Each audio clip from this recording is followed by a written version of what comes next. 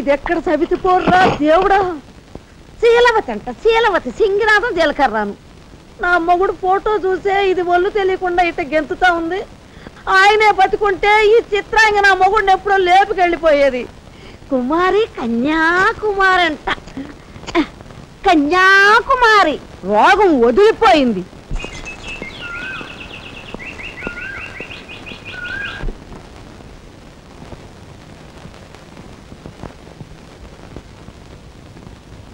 అన్నయ్య,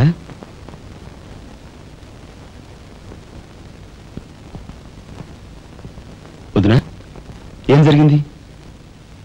మాట్లాడరే.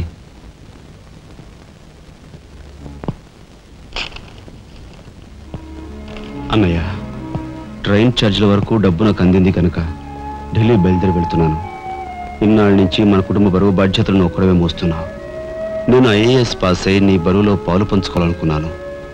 ఇంకా 5 రోజులు గడువు ఉంది.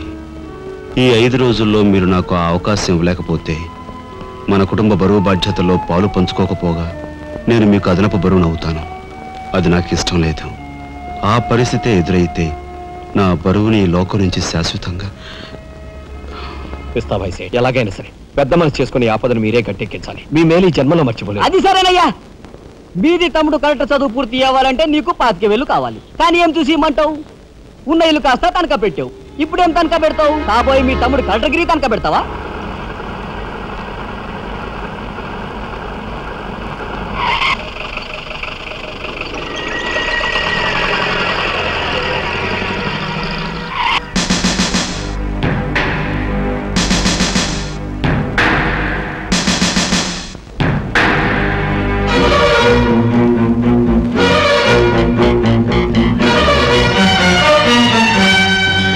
జీపెక్కు. ఎందుకు ఎక్కాలి?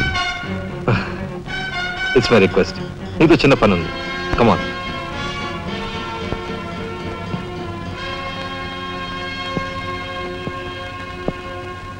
మీరు ఆడుకునే ఈ స్థలానికి నన్ను ఎందుకు రమ్మన్నట్టు? ఈ ఆటకి మన జీవితానికి చాలా దగ్గర సంబంధం ఉంది కాబట్టి.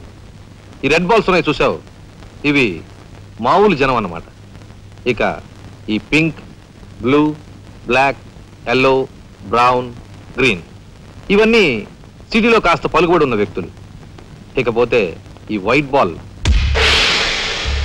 నేనన్నమాట. ఇందులో ఏ బాల్నైనా కదిలించే కెపాసిటీ, కావాలనుకున్న కార్నర్లోకి తోసేసే కెపాసిటీ ఈ తెల్ల బంతికి ఉందన్నమాట. అంటే నాకు. దీన్ని తెల్ల బాలు అంటారు, క్యూ బాల్ అంటారు. ఓహో, ఓసారి క్యూ ఇటిస్తారా? దగ్గరగానే ఉందిగా, తీసుకో. నేను అడిగింది ఆ క్యూని. నువ్వట. రా రా. Yeah yeah. వచ్చాను.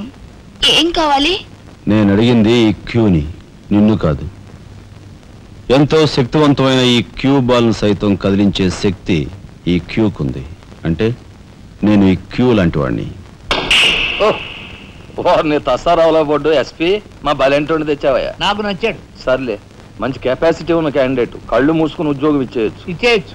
చూడబాయ్, నేను చెప్పే ప్రతి పనికి ఓ రేట్ ఉంటుంది. Fixture rate. ఎవరి కష్టాతీత ఉంచుకోరు. Spot payment. ఫైటింగ్కి వెళ్ళావనుకో 1000 రూపీస్. కాలో చెయ్యో తెచ్చావనుకో 5000 రూపీస్. లైఫే తీసేసావనుకో 10,000 రూపీస్. Spot payment. మందు పొందు బేట. ఓకే? అంటే నాకు ఇచ్చేది గూండా ఉద్యోగం కాదు, గవర్నర్ గిరి. చేస్తావా?